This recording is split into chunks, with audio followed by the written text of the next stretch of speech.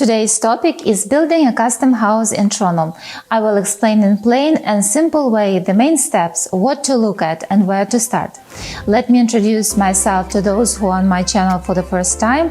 I am Olena, a broker with Sotheby's International Realty in Toronto. My team and I specialize in helping local and relocating clients find their homes in town. But before I start, I would like to invite you to support my channel by liking my videos and subscribing to stay in the know about Toronto and its real estate. Also, do not hesitate to contact us with your questions and inquiries. Let's begin.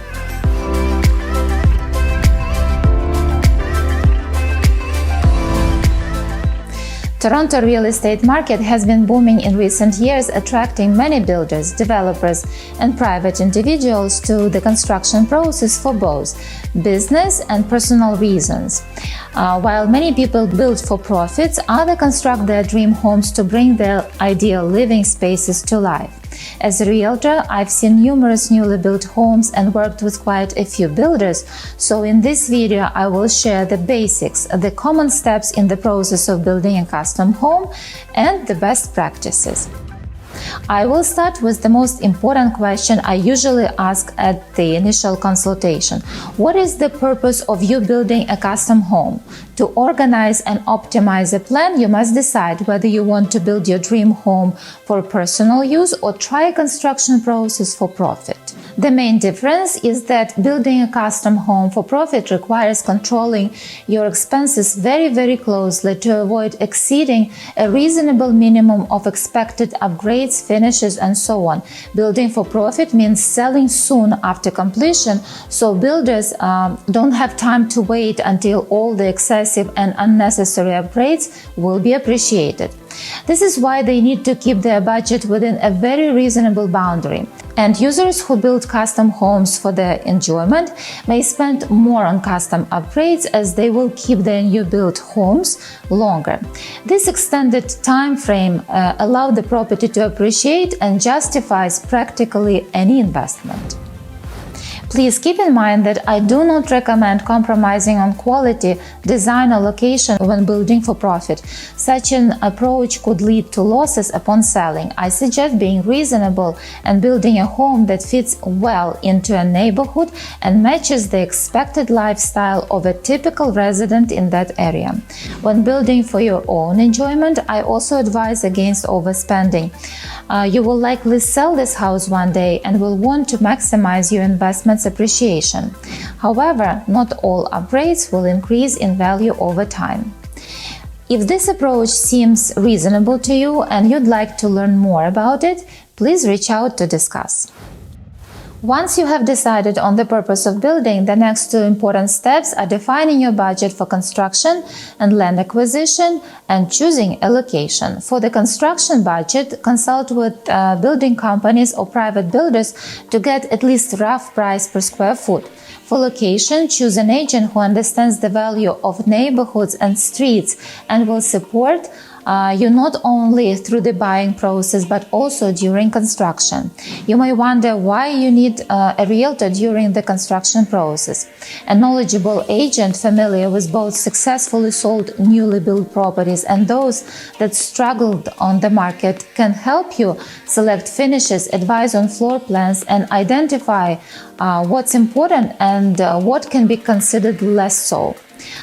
You can schedule an initial consultation with me to discuss this further. Now, let me outline the typical plan of the actual construction process. First of all, determine your needs and requirements for a future home. We just discussed it. It is whether you are building for profit or your personal use. Second, evaluate your finances and define your budget by consulting with your lender, if needed, and a builder. Third, choose a neighborhood and buy land. Buying land requires analysis. Before making an offer, learn about permits, regulations, including zoning laws, permit requirements, setbacks, restrictions, and building codes for your desired lot. This information will dictate what you can actually build. Discuss any limitation with the planning department. Also consider, first of all, size. Ensure the lot is large enough for your ideal home size and layout, including potential future additions. Larger lots often provide more privacy. B. Terrain. Consider the topography and soil quality. Steep lots may require more complex foundations, while flat lots might need specific drainage solution. Analyze access. Look at the driveway lengths, the existence of curbs and sidewalks, and street parking availability. And D. Other factors.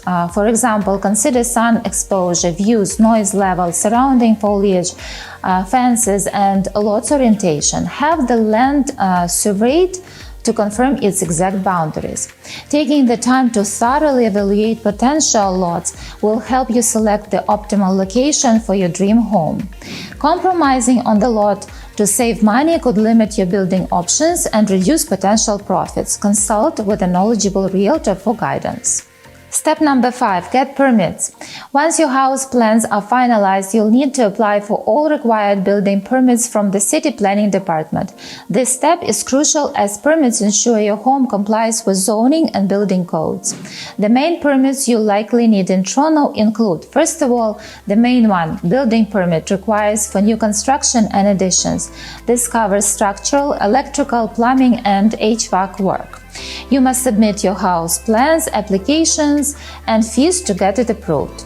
Demolition permit. It is needed if you are demolishing an existing structure on the lot and you will build a new one. This requires surveys and hazardous material assessment.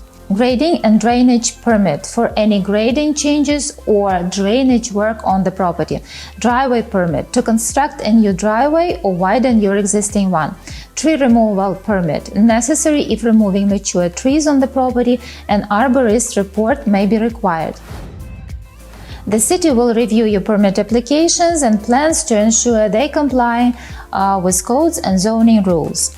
Some common requirements include minimum basement heights, fire separation walls, energy efficient standards, and more. The permitting process can take anywhere from 6 to 12 months, and it depends if there is no opposition from the neighbors and the city is satisfied with your application. Many homeowners hire third parties to speed up the permit process by persistently following up with the city. However, it's important to ensure your plans are complete before submitting them. Delays in getting permits approved can significantly set back your entire construction schedule. Step number 6. Choose a builder. Research, consult your realtor and architect and narrow your choices to 3-5 respected builders for in-depth consultations. Assess their communication skills, expertise, and experience. Get competitive quotes, of course. Request at least 3 quotes comparing the scope of work, costs, timelines, and warranties. Opt for value, considering experience and compatibility, not just the lowest price. Check their references, review work samples, and visit past projects. Ensure your builder is licensed, insured, and is able to prevent future issues. Finalize your builder. Choose someone who you trust and communicate well with, ensuring a detailed contract is in place covering all project aspects. This builder will be your partner, so confidence in their ability to realize your dream home is a key. Step number 7. Begin construction. Once permits are approved and the contract is signed, construction of your new custom home will begin. This is when you will start to see your custom home come to life. The general contractor will oversee each phase of construction, and here are the major milestones during the construction process: site preparation and demolition, foundation, framing, rough-ins, roofing, exterior finishes, interior finishes, cabinets, countertops, flooring, paint colors, lighting fixtures, and completion. Completion and final inspections are the final steps in the process. Once construction is finished, the city will conduct final inspections of the plumbing, HVAC, and electrical systems, as well as the overall structure to ensure your home meets all building codes. Make sure to be present during inspection to address any issues on the spot. Step number 8. Landscaping. Landscaping will be the final touch. The timing for landscaping depends on the season your construction finishes. If it's late fall, then landscaping will likely be planned for spring. It's essential to consult with professionals to ensure that the landscaping is not only aesthetically pleasing, but also complies with local codes and regulations. So, this is the basic plan to keep in mind and follow when you are building your custom home. In my next videos, I will dive into detailed analysis on cons and pros of building a custom home, common mistakes, how to choose a lot, cost of construction, renovation versus construction, best areas to build a home in Toronto, and many more. If you require this information immediately, please schedule an initial consultation and we will discuss all your questions and more. I would like to remind you that I am a realtor in Toronto and my services go beyond helping my clients sell or buy real estate. Building a custom home in town is one of the tasks that I assist my clients with. From choosing location to planning, building, and occupancy, they have my experience on their side. Contact me to learn more. I take regular calls, texts, emails to communicate with my clients. Also, I am available on Viber, WhatsApp, and WeChat for my clients' convenience. Thank you for watching, and I will see you in my next videos.